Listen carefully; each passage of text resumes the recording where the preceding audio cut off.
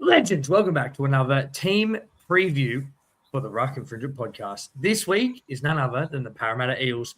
And to join me on this journey into the depths of the West, it's the one and only Troy Warner from the ParraCave. How are you, mate? Hi, how are ya? I'm not too bad, mate. I'm pretty good.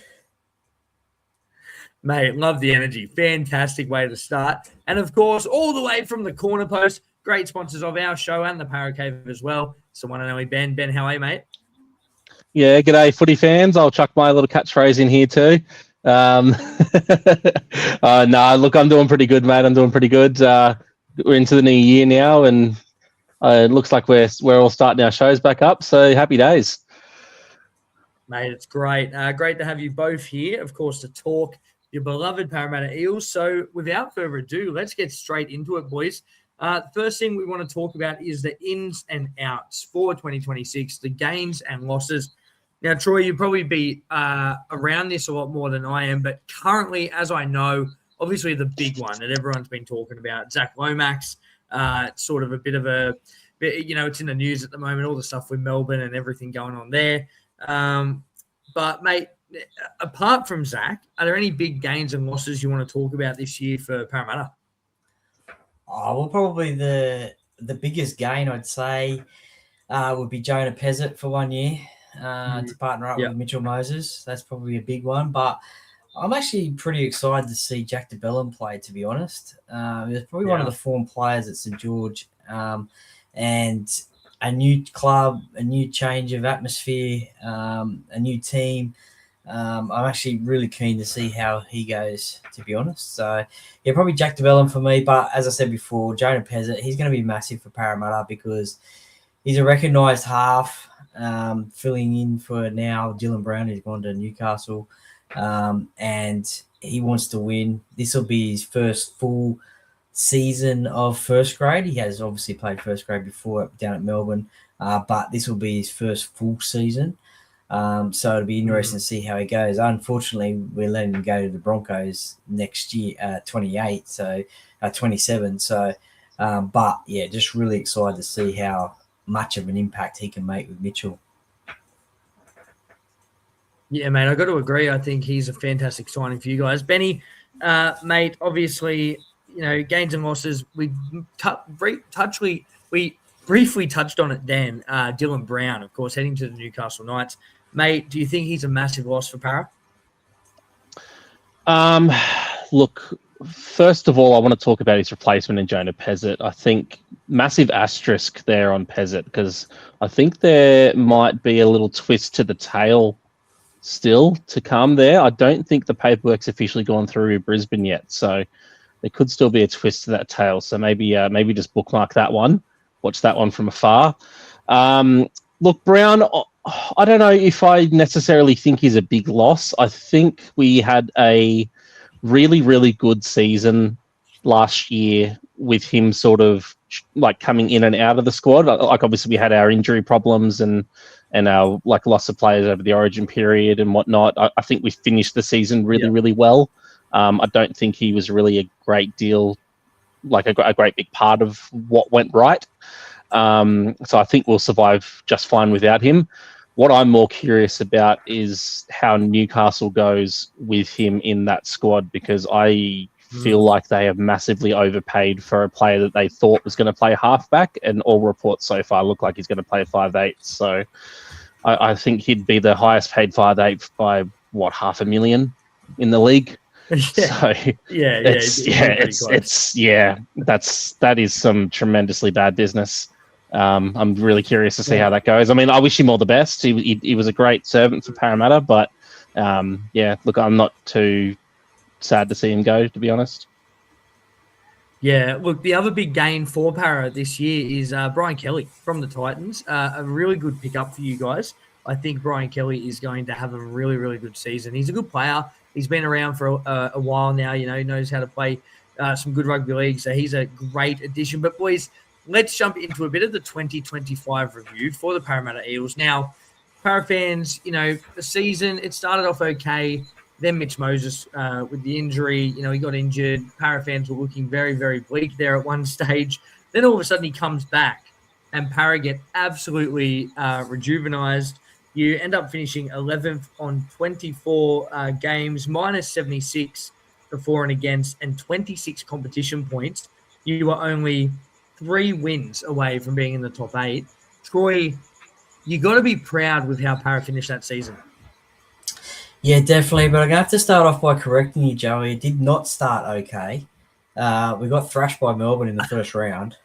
And Mitchell was out. I was trying to sugarcoat it a little bit. Yeah, I know.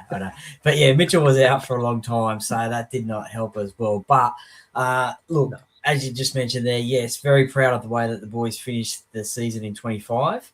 It looked like they were making a late season charge towards the finals. Great wins against the Broncos up in Brisbane in the last minute. That was probably my favourite win of the year. But also beating the Roosters and also the Warriors as well, other top 8 teams as well. The Warriors over in New Zealand, that was a big win for Parramatta. So that it showed signs. The next time they played Melbourne at Parramatta, they held 16 points to 10. So that could have been a victory there. So look, I think the first half of the season, yeah, definitely it was up and go, up and down. Didn't start the way, but the signs started to show, especially when Mitchell came back, and obviously then players were gelling with each other, and yeah, some great wins towards the back end of that year. So the seeds were sown at the end of last year, and really looking forward to this year, 2026.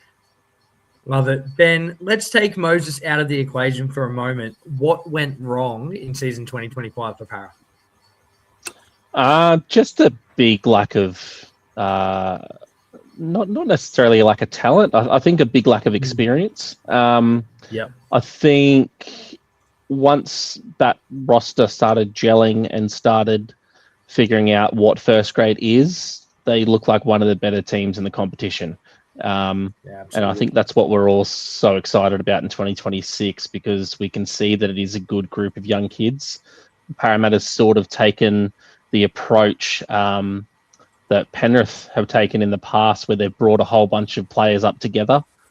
I think that's sort of going to be the rugby league formula for the next few years. You're going to want to try to bring a class up together that has, I guess, chemistry pre-existing, rather than just buying players and chucking them into a squad. I'm just looking at my notes that I've got here for the gains and losses, and there's a fair few players that actually have exited our roster to make way for a lot of these young kids as of 26. You've got the likes of Wiremu Greg, Bryce Cartwright, Brendan Hands, Dean Hawkins, Sean Lane, Joe Offhangawi. There's a couple of youngsters as well that are on the exits list. And that's all just making way for this group of young kids that I feel like is going to be the next decade of Parramatta Eels. Well, that's what happened in the 80s, wasn't it? With all that success in the 80s, all those players grew up together as well, playing in the same grades and making their way to first grade, and very successful. I think now when you look at teams, as you alluded to, Ben, is that you're not playing for a premiership now, you're playing for a dynasty. And I think teams are not just playing for one premiership; they're trying to play for the 2, 3, 4, like Penrith did. So you're exactly right in that sense there, mate. But look, a bleak season for Para fans, a lot to look forward to in 2026. But we'll get to that very soon. Let's jump into a bit of SuperCoach and NRL fantasy chat now. Obviously, we're talking a bit off air. You two are not the greatest SuperCoach players, but we're going to have a talk at some of the players here. Go through a couple of price points. And just help out the listeners here. So we start off with Isaiah Iongi, who last year absolutely carved up in SuperCoach.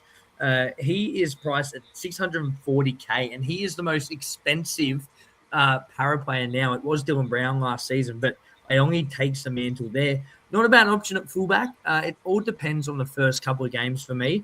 I know Para, I think round 1 you got Melbourne, don't you? Yeah. Yep, Melbourne. So 37 days away. Yeah, there you go. So obviously that's always a tough match. So Iongi, he's not a bad if you want to go down that line. I like looking at cheapies for my fullbacks to start with, and then bringing in those premium options towards the back end of the season. Move down the list a bit. Jack Williams, now second row, front row. So he's dual. So he's really good to have in SuperCoach. You can play him in either slot there. 610K, so 30K cheaper than Iongi, obviously, there. Jack Williams, I had him last year. He was priced at 500K. Absolute pod until he got injured. He was killing it. So another one that you really, really could have, obviously playing in that dual position gives him a lot of value. We moved down the list a little bit. A new recruit for you guys, Brian Kelly. Now, centre wing, 550K. From all reports, he's getting that centre role. Is that correct? Yeah, it looks like it. It's funny that you mentioned Brian, actually, because he was one that I did sort of want to highlight on today's show. I actually am a bit of a SuperCoach player, so I used to take it quite seriously, and I was pretty damn good at it back in the day. I think I got a couple of top 100 finishes back when I really looked at it, but I'm not that kind of guy anymore. I don't have the time, unfortunately, to put into checking team lists and watching every game and everything that you got to do to be good at SuperCoach. But if I was going to be doing that, two players that I would definitely be looking at this year is Brian Kelly and Josh Adokar. I think a lot of those losses that we had last year, like you said, we're only 3 wins away from making the finals, and I can pinpoint 3 games exactly where Josh Adokar was wide open on the wing and his inside centre didn't pass him the ball, where we could have turned a result around and won the game. So I think Brian and Josh, from what I know, are very close friends, and that's been a big reason why Brian got the job at Parra. And I think if those two combine really well, Brian does his job and just gets Adokar the ball, I think you're going to be seeing 2 guys that are going to have some massive SuperCoach points. There has been a few reports, though, that maybe Brian Kelly might play on the wing as well, be the other winger. Wow. So that will be interesting, and then Sean Russell gets that centre spot. Yeah, very interesting. Obviously, Sean Russell signed to the Bears recently as well, which is really exciting for him. Great for his development too. But if we go down the list a little bit, boys, someone who I've got in my team, Jermaine Hopgood. Second row, front row dual, 517K, priced really, really well. We're assuming he's going to get that front row spot there with Junior Parlo. Any interest there, Ben, if you were playing SuperCoach right now? I'd sort of have to look at what the salary caps look like these days, because I think back in the day, 500K was probably a fair bit, but it sounds like the salary cap's probably gone up a little bit these days in SuperCoach. So if that seems like it's a good price point, that's a bit more than what it used to be. Yeah, he's one of your favourites too, Troy. Jermaine. Yeah, I think he's one of your local boys. Hopefully he knows when to offload as well. Because he can offload, he's looking the right time to do it. Yeah. A SuperCoach favourite that a lot of people have had over the years, Mitchell Moses, halfback, priced at 543K. I'll be steering clear to start with, only because there's so many cheap options in your halves this year. You got Daniel Atkinson from Dragons, Jonah Pezzett is another cheap option, Ethan Sanders. So to start with, I'll steer clear of Moses, but he's a great premium option in the back end after Origin. If we move down the list a little bit, another player who has been really SuperCoach relevant in the past, Jack De Belin, and you touched on it before, Troy, about you're excited to see him running around. He's also dual, second row, front row as well, 514K. So if you are a listener of the podcast and you're listening right now to this SuperCoach, De Belin might be a great play. If he gets that lock spot and he can tie up 50, 60 minutes, that's a definite go for me at 514K. Very, very good price point. If we go down the list a little bit, we look at some cheapies. Obviously, the big cheapie option is Jonah Pezzett, 235K, 5'8". Unfortunately, you can only play him at 5'8", not half, dual. So you do get him at 5'8", but at 235K, I think he's going to be almost 100% owned by the time the NRL season rolls around. Everyone's got him in their team at the moment because, from all reports, he's set to start. He's going to be your 5'8" for majority of the season, depending how it goes injury-wise or whatever. But, yeah, he is at a fantastic price point. But, look, they're probably the biggest interest for me for SuperCoach, and obviously NRL Fantasy on the back end of that. Very, very similar. The players are a bit more expensive in fantasy, a bit defensive stats based rather than attacking stats based. So if you do play both, we do have a ruck infringement comp running for SuperCoach. I'll drop the code in the description, so check that out. We are playing for some awesome championship rings from our great mates at SC Rings. So check that out. All right, boys. I'll give it a crack. I'll join in and I'll give it a crack. I don't know how good I'll go, but I'll sign up and I'll give it a crack. That's what we love to hear. That is what we love to hear. So ParraCave is going to be in there. So if you want to beat Troy from the ParraCave, you better join. It won't be hard. Let's talk some players to watch. Players to watch for 2026, boys. Ben, do you want to lead us off? Yeah, mine's kind of a little bit boring. I've got Moses and Pezzett. I think for obvious reasons there. You've got young Jonah coming in that's looking to make his mark. And as I've alluded to earlier in the show, I think there's a bit of a twist in the tail to come yet there. Obviously, Mitchell Moses coming back from his injury, looking to hopefully have a full season, Origin participation and whatnot. Josh Addo-Carr, I've got on my ones to watch as well. I think if he continues his current form, he'll be back in the Origin squad. I'm not sure if Nwanganita Arce gets a spot with him defecting to rugby union at the end of the season. I'm not sure if they really want to go there, and I don't know if Lomax will be even in the club at that point. So I think Addo-Carr is probably the next in line there. And Riley Smith, a player that I've adored since the second he laced on a pair of boots for Parramatta. I think I will preface one thing. I'll say Riley's probably a player to avoid in SuperCoach. I think he's one of those Cooper Cronk types where everything he does good is off the ball. But those are the things that we fans love, not we SuperCoach players. So as a fan, I absolutely love the gritty stuff that he gets up to on the football field every time he laces up his boots. And I think he's got a big future ahead of him. Mate, 3 fantastic players there. Troy, players to watch for 2026. Well, look, I got 2 stalwarts, or 1 stalwart, Junior Paolo. I think he's primed for a big Very season. Nice. Recent had photos a great Pacific Cup, actually. Yeah, so on the back of that, recent photos of him as well. He looks pretty fit, and it bulked up a little bit. But yeah, you're right, Ben. After that Pacific Championships that he played in, I think that game against Tonga was probably the best game I've seen Junior play in a long time.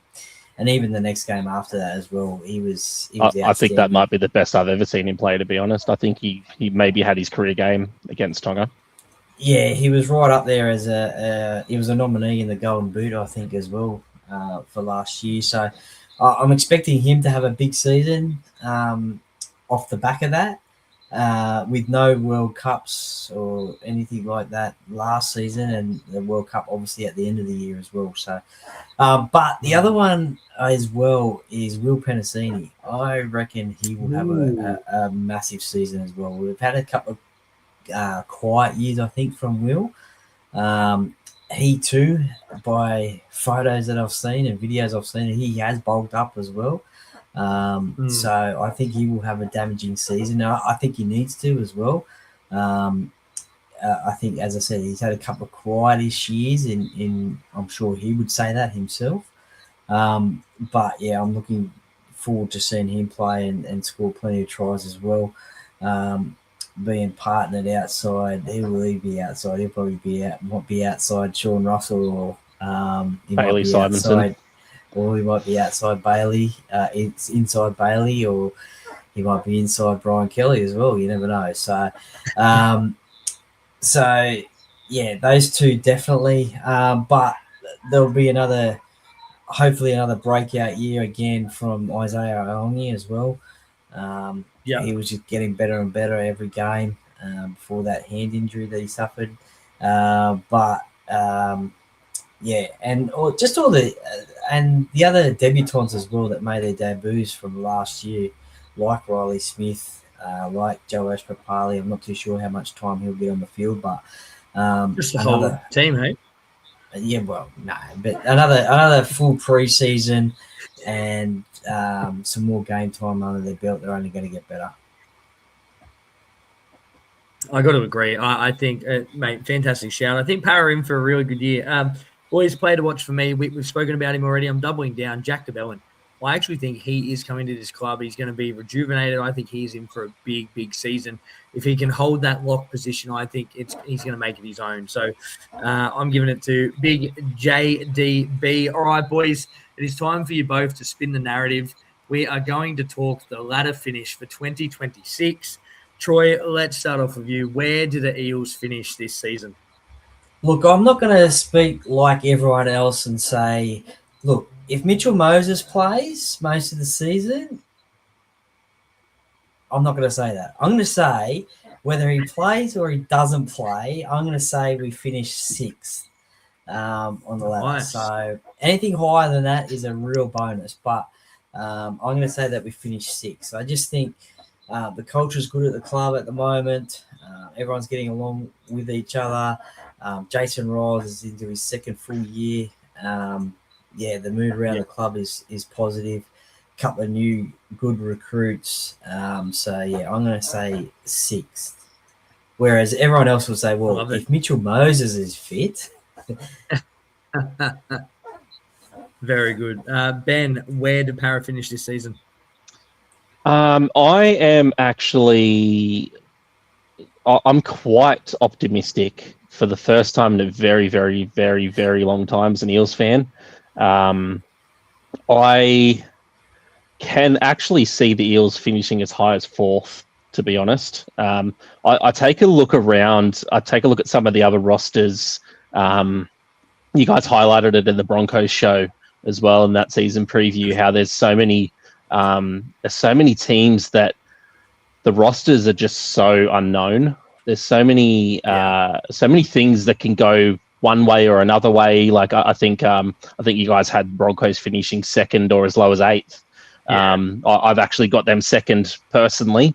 But I think there's only maybe 2 or 3 rosters that look solid. And I think Broncos, Penrith and Roosters are probably those 3 that look dead set certain for top 3 finishes. And then I think it's anybody's game after that. I think you've got the Dolphins to consider with their incredible attacking season. You've got Parramatta who can't be ruled out if they stay healthy. Like, look how good they went when they were chopping and changing last year. Like the way they ended the season was incredible. And now you've got some key pieces added in there that are really going to sort of turn the tides a little bit, we hope. I think a team like Cronulla maybe drops down a little bit. I think the Bulldogs and the Raiders don't go as high as they were. I think they were a little bit of a one-season wonder. I think it's there for the taking. I think my 2 teams to watch are definitely Parra and the Dolphins. I think that's your sort of 4 to 6, maybe with the Warriors, maybe one of the Bulldogs or Raiders or someone like that sneaks in there. But yeah, 1, 2, 3, 4 for me is Penrith, Roosters, Broncos, Eels in no particular order. And then we play Penrith. Then we'll play Penrith at CommBank Stadium in the first final, and we'll beat them at home. Hey, look, Parra fans, you heard it here first. Hey, you heard it here first. Boys, I've got you finishing 7th. I think you can go as high as 4th. I definitely agree with both your points. I've got you in that 6 to 8 category. I'm going to go 7th, only based on. I know Troy doesn't like me saying this, but if Moses is fit, but if Moses sit on the fit, fence. I reckon you're definitely in the 8. I think you finished 7th, vastly improved from last season. We saw the ending you had. We've spoken about the players, and I think you can definitely get there. All right, boys, before we finish up, it is time for some last words. So, Troy, fire up the fans for 2026. Let's hear your last words. So last words, well, it doesn't really sound that good, does it? Last words, it's like, okay, this is it. But no, look, I think for all the Parra fans out there, you should stick by your team. It's going to be a massive 2026. Don't worry about all those knockers that say, it's 40 years since you won a comp. Forget that. Doesn't matter. Sign up as an Eels member and get to the games. Let's turn CommBank Stadium blue and gold. And you might see Ben and I there as well. But look, this is going to be a positive year. I've got a very good feeling about this year. So book your holidays for October. You're going to need it. So, yeah. There you go. How was that? Love it, mate. Ben, some last words. Last words for the fans, mate. Fire them up. Yeah, look, I say keep the faith. I think we have our first premiership coach in 40 years with Jason Riles. I think the team's young, it's hungry, it's super, super talented. There's some twists and turns, like I've been alluding to, still to come, I think. I think this team's got the premiership formula well embedded inside it. And I think that 40-year wait's not gonna stick around for much longer. I think we're going to break the duck and break the hoodoo pretty soon. So stick with them, get behind them, find a reason to get out to the games, get down to the corner post and buy some Eels gear.